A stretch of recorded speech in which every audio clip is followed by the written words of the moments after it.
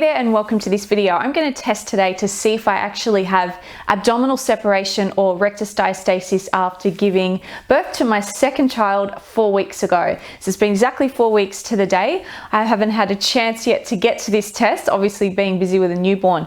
So I'm going to talk you through exactly how to test for that muscle separation, but I do have another detailed video as to the testing procedure and also exercises that you can do to help rebuild rectus diastasis and help heal that gap. Now, of course, get your doctor's okay to exercise after giving birth, and that should be at around the 6 to 8 week mark. If you're okay, if you get your doctor's okay to start exercising, then you can follow some of my videos if you don't have rectus diastasis, but if you do, you need to follow certain exercises and eliminate others to ensure that you heal and give yourself the best chance to close that gap across your tummy. Okay, so head to that other video if you need to. The link is in this description. Otherwise, stick with me now to discover whether or not I do have this second time around. Now, I did have this quite severely the first birth, so I'm going to see today to gauge whether I've got it or not. So first up, we lay down on the mat, shoulders relaxed, and get our spine into neutral, so we're not pushing our spine into the floor, but we're not overarching either. Okay, so have that nice neutral gap.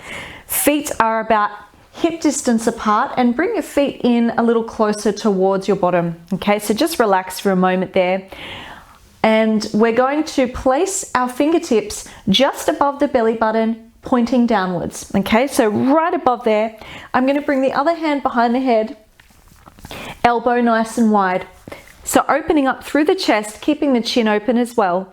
Take a breath in. Now I'm going to press down gently just above the belly button with my fingertips. I'm going to lift up into an abdominal crunch, into an abdominal curl.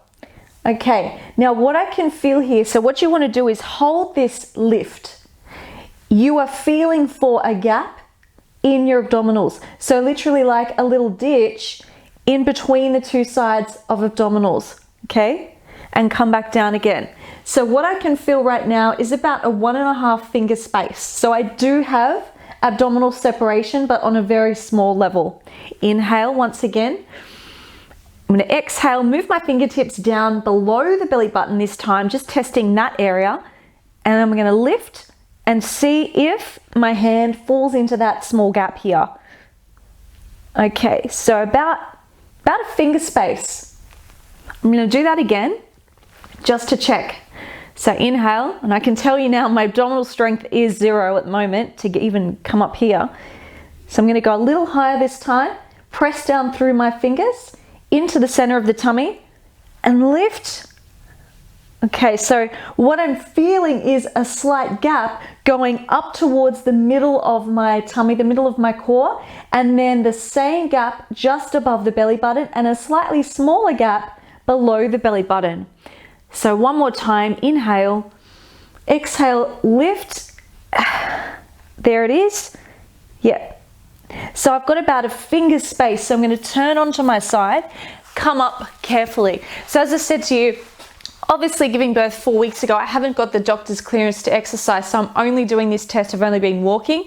When I get the doctor's clearance in about 2 weeks' time, I will start to add in really low impact, gentle core strengthening and full body strengthening exercises, and really go quite slow and steady. Also, if you're in this situation wanting to rebuild your body after birth, I'll show you exactly what to do in a nice, safe way so that you're kind to yourself, you're kind to your body as well. Don't go too hard, too fast. Otherwise, you will ruin your back, your abdominals, and it may be too much for the body. For anyone who is wanting to rebuild post-birth, I would say focus on your core, but do the appropriate exercises if you do have abdominal separation, okay? Because this can really affect your results down the track. If you have abdominal separation, you want to avoid full planks, sit-ups, crunches at this point. You only go into that crunch for the purpose of the rectus diastasis test, which we just did. But otherwise, you want to avoid any kind of upward movements where you would exacerbate that separation. What we want to focus on is deep core work, transverse abdominis, really connecting in through the muscles around the spine and the front of the core as well. So for me at this point, it's not about weight loss. I do have weight to lose, but really that's not the focus at all. It's about getting my core, my back, my posture, and my body strong and healthy once again. Priority is obviously looking after my baby and Lincoln. If you're going through this yourself, don't have that pressure to feel that you have to bounce back in a certain amount of time or lose weight by a certain amount of time. There are no rules with this, so let's just take that pressure off if you have had a baby, or if you've gone through anything where you have gained weight. Just focus on strengthening and feeling good about yourself, and you know, the weight loss will come by default. Reach out if you've got any questions at all, and look forward to seeing you on the next video.